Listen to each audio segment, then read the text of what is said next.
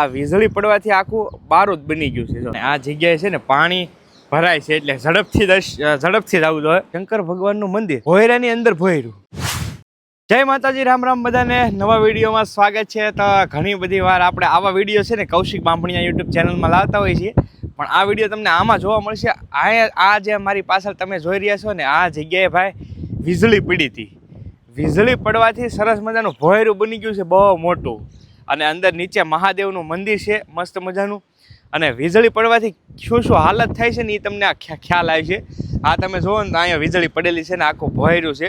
જરાક ક્લોઝથી તમને દેખાડી દઈએ અંદર કઈ રીતનું છે. તો અત્યારે આ જાળી મારવામાં આવી છે કેમ કે આમ કોઈ ન જાય. આ બહુ ઊંડી જગ્યા છે એટલે કોઈ પડી ન જાય ને એ માટે જાળી મારવામાં આવી છે. ને આમે અહીંથી દૂર રહેવું પડે કેમ કે અત્યારે ચોમાસાનું વાતાવરણ, વરસાદી વાતાવરણ, એટલે કદાચ નજીકથી પોપડો પડીએ કે આ છે ને એટલામાં આખું આ ભોયરું જ છે અંદર.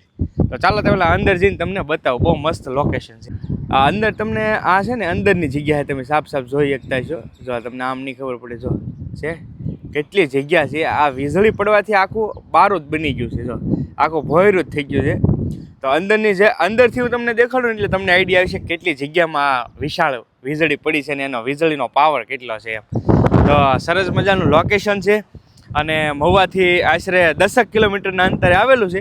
વીજળી બારા, જગ્યાનું નામ જ વીજળી બારા તરીકે ઓળખે છે બધા. અને મસ્ત દરિયા કિનારો છે. જો આ બધો આખો સરસ મજાનો દરિયા કિનારો છે. અને અહીંના અમારા લોકલ સંજયભાઈ, લક્કલ ભાઈ બાજુના ગામના છે, ભાઈને લઈને આવ્યો છું. તો ચાલો કન્ટિન્યુ વિડીયો બનાવો, સંપૂર્ણ વિડીયો તમને બતાવું. ભાઈ અદ્ભુત જગ્યા છે, જગ્યામાં કોઈ ઘટે જ નહીં. અહીંયાથી આપણે જવાનું છે અંદર. જો આ જગ્યા છે તમે જો નજીક જેમ જઈશું ને એમ બહુ મજા આવે છે ભાઈ.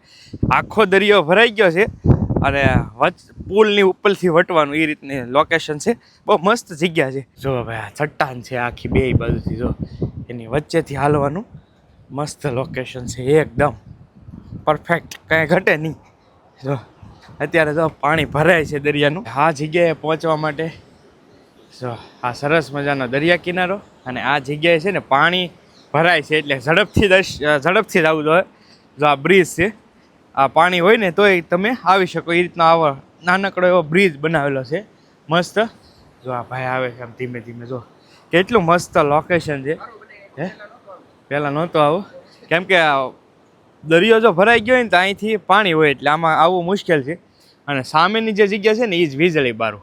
અંદર મહાદેવનું મંદિર છે. હવે હાલો તમને નજીક જઈને બતાવું આ વીજળી બારું. પણ આમ જોવો તમે છે ને બહુ બીક લાગે એવો એરિયો છે, અવાવરું એરિયો પાછો. આમ કોઈ એટલું બધું માણસ કોઈ નહીં અહીંયા, પણ છે ને પાણી પડે છે. અને આ રહ્યો મહાદેવનું મંદિર. હાલો તમને અંદર જઈને બતાવું. બધી જગ્યા છે ને ભાઈ વીજળી પડવાને લીધે આખું ભોયરું બની ગયું.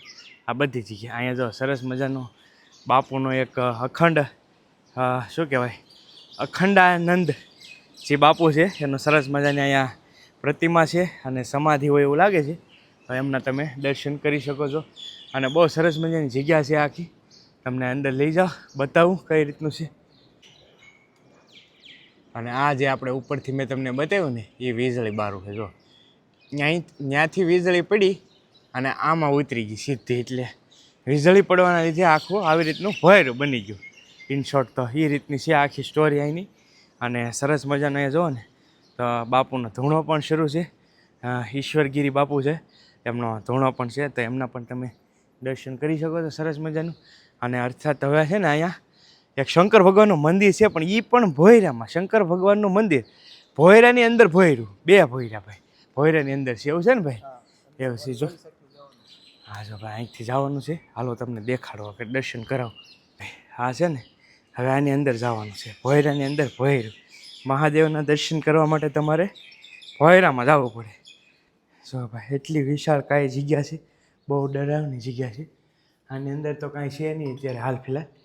અંદર આગળ જઈએ આપણે, તમને બતાવું કઈ રીતનું છે. જો વાહ સરસ મજાના મહાદેવના દર્શન થાય અહીંયા. જો હર હર મહાદેવ લખી નાખજો કમેન્ટની અંદર. મસ્ત. તો ભાઈ બધી જગ્યાએ જેટલા વીજળી બારાની અંદર છે ને આ બધા મંદિર હતા એમના દર્શન કરાવ્યા તમને. અને બારું હજી તમે જોવો ને તો યાર કંઈક અલગ જ વાઇબ આવે. આની અંદર થઈ ગયો પથ્થરે પડતો નથી એટલે બહુ મોટી વાત કહેવાય. તો આ સામેનું બારું છે, બહુ ડરાવનું છે ભાઈ. બહુ જો છે ને હજી એની અંદરથી કાંઈ પડતું નહીં એટલે બહુ સારી વાત કહેવાય. તો આ રીતનું છે મંદિર મસ્ત. લોકેશન તો એટલું ખતરનાક છે ને કે વાત કરો માં. સામે જે તમને દેખાતું છે ને લાઇટ હાઉસ દેખાય છે. જો દેખાય ને કંડેલિયા છે એ લાઇટ હાઉસ છે. અહીંયાથી જ બાજુમાં જ આવ્યું છે. તો જો ભાઈ આ વીજળી બારું છે ને એના તમને દર્શન કરી દીધા છે. અને ભાઈ ફટાફટ ભાગવું પડશે કેમ કે મુસીબત થઈ ગઈ છે. દરિયો ભરાવા મળ્યો છે ફૂલ ઘાયકા તેજીથી.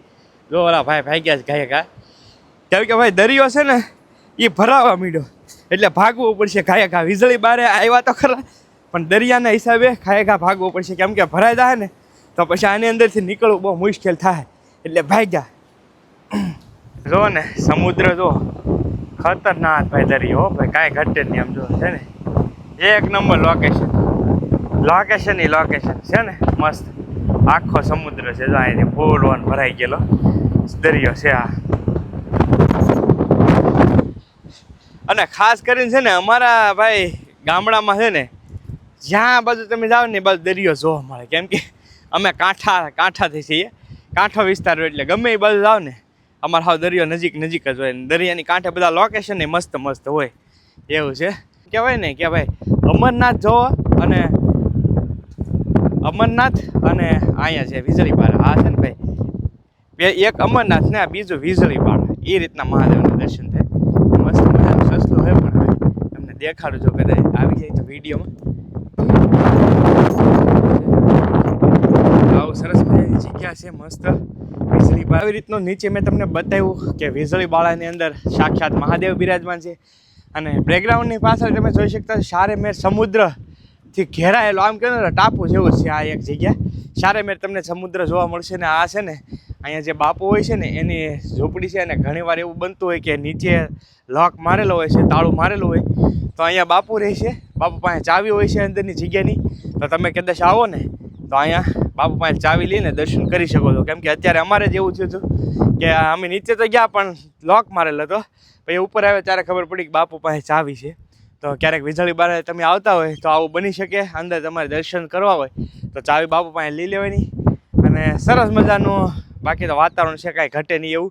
અને ખાસ ચોમાસામાં તમે આવતા હોય ને તો ખાસ ધ્યાન રાખજો કેમ કે 2-3 કિલોમીટરનો જે રસ્તો છે એમાં ખાસ કરીને 2 કિલોમીટર જે રસ્તો છે ને એમાં ગાડી કાઢવી બહુ મુશ્કેલ છે. એટલે ચોમાસાના દરમિયાન થોડુંક વીજળી બારું છે એ અઘરું છે. વરસાદ ન હોય ત્યારે આવો ને તો વધારે બેટર રહે કેમ કે આમાં જે રસ્તામાં જે ગામ આવે છે અમુક કટપણને છે એ બંધારા છે એટલે કદાચ ફૂલ પાણી હોય તો ક્યારેક ઓવરફ્લો હોય તો ગાડી ન હાલે. એટલે સ્પેશિયલી તમે આ જગ્યાએ આવતા હોય ને તો ખાસ ધ્યાન રાખવું. બાકી જગ્યાનું લોકેશન મેં તમને વિડીયોની શરૂઆતમાં જ કીધું પાછું કહી દઉં. મહુવાથી આશરે છે ને 10 કિલોમીટરના ડિસ્ટન્સે આવેલું છે વીજળી બારા જગ્યાનું નામ છે. કોઈ પણને પૂછ્યું ને એટલે તમને આઈડિયા અથવા તો મેપમાં નાખશો વીજળી બારું એટલે તમને આ જગ્યા આવી જશે.